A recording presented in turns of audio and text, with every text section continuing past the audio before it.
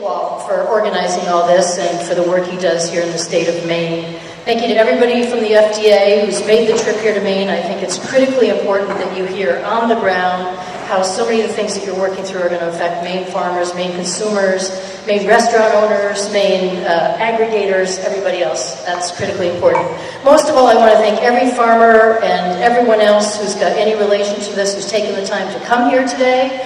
This is your busy season. I know how difficult that is. I know this takes a day away from your work, or you've had to send somebody else to take that day away, and that's really important that you came here today. I think making sure that people hear everything you're possibly concerned with is critically important. Well, mention that I'm a farmer as well. I've been working in these issues with MOFCA and farm policy as a legislator on various farms for almost 40 years, even though I couldn't possibly be that old. And I do have a farm today that grows vegetables, makes goat cheese, processes chickens. We have a farm stand. We sell directly to the consumer. We sell from farmers markets. We own our own restaurant. So we are looking at all the complexities of these things through a farmer's eye as well. I'm not here just to complain about my own farm. I'm sure I'll figure out how to deal with it. But I'm really here because I hear from all of you so much about these issues, and I represent a growing farm movement here in the state of Maine and a traditional farm economy here in Maine, and it's critically important we take that into consideration. I don't think I have to tell anybody in the room that the Food Safety Modernization Act rules are important. It's critical to the sustainability of farmers around the country that we get them right, whether Congress is directing you or the FDA is writing them. This is critically important what we're doing today.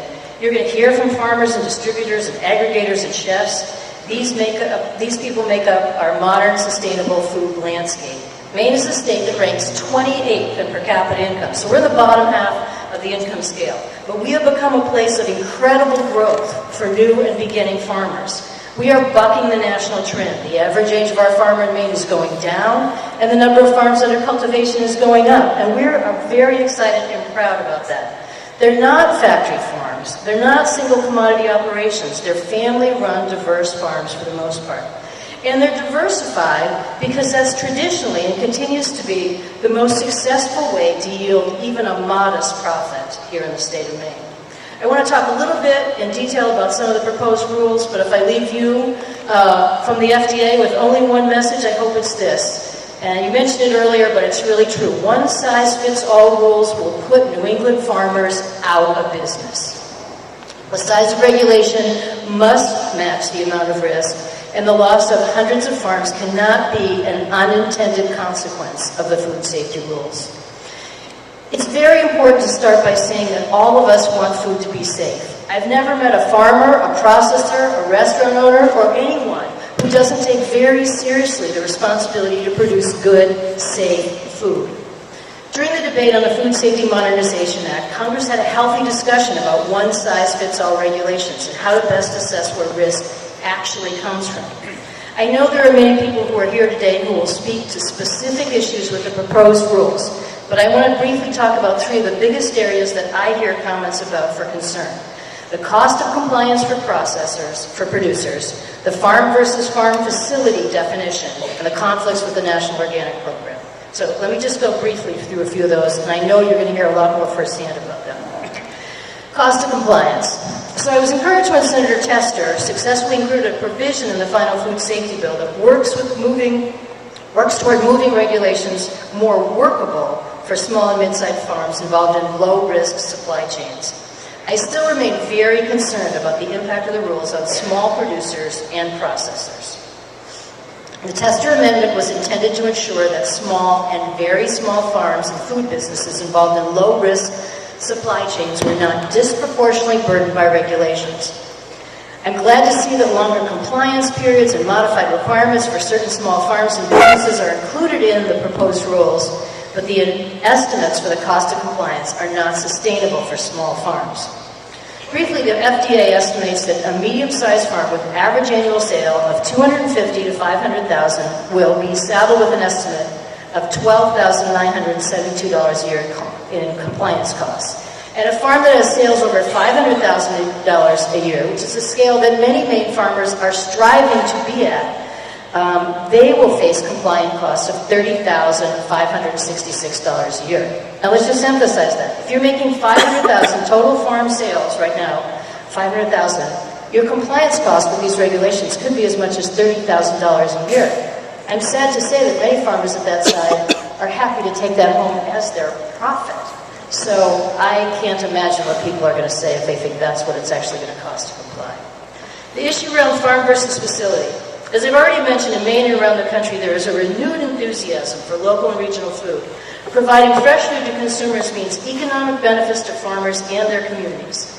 In writing the Food Safety Modernization Act, Congress was clear to stipulate that farms that fall under the produce regulations would not also be subject to facility preventative controls rules. Unfortunately, the FDA definitions of farm and facility are very confusing. I know you tried hard to separate them today, but they are confusing, they're not completely clear, and they don't provide clarity to farmers to determine whether they are subject to one or both rules.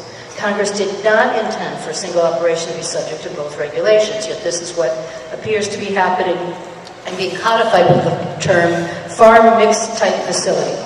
I appreciate that you're trying to work to clarify these terms to make sure a farm is a farm and a facility is a facility, but I'm concerned that many farms will come under the full weight of both rules, including farms that are involved in on-farm processing and aggregation activities. Part of running a successful agriculture operation is not only growing food, but selling the food or preparing it to be sold. Many common on-farm processing and aggregation activities would result in farms having to comply with both the produce rule and the preventative control rule. And I want to make sure you are taking a close look at the many diversified operations in Maine and in New England, and that you have farmers in mind as you work through the proposed rule. Lastly, I just want to mention the conflict with the National Organic Program. So the Food Safety Modernization Act clearly states that produce regulations cannot conflict with the USDA's National Organic Program. Unfortunately, the proposed rules discourage the use of manure and compost in conflict with the NOP. The current NOP rules allow farmers to use raw manure if it is applied 3 to 4 months before harvest.